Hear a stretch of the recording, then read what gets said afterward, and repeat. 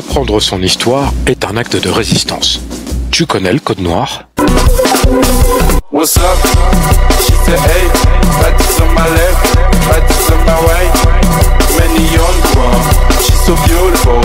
Est-ce qu'on taquera pas les fausses fois au vin de vin? Oui. Dans ce cas, pourquoi on dit code noir? On revient à ça. Il faut être clair avec ce terme. Ce texte vise les populations noires captives, mais pas que. Vous allez voir. Le mot noir apparaît dans ce code aux articles 2, 4, 7 et 40. Pour ne pas dire le mot en N qui est utilisé aussi. Vous savez, le mot avec N et G. Ce qui amène une conclusion qui est simple. Ce code ne prévoit pas d'autre possibilité pour un esclave que d'être noir. Il n'y a pas d'asiatique, il n'y a pas d'arabe, il n'y a pas d'indien, il n'y a pas de blanc, que des noirs. Alors les historiens français vont vous dire que ce n'est pas nécessairement un texte raciste. Ah non, le code noir, c'est pas raciste.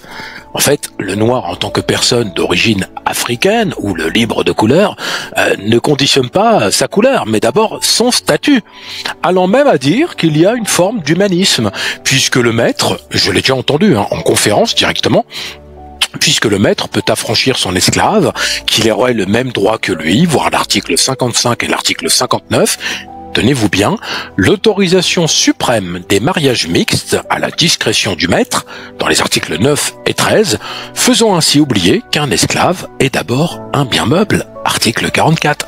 Le noir est un objet qu'on peut acheter, vendre, jeter, céder, mais surtout briser et détruire de toutes les manières possibles et inimaginables.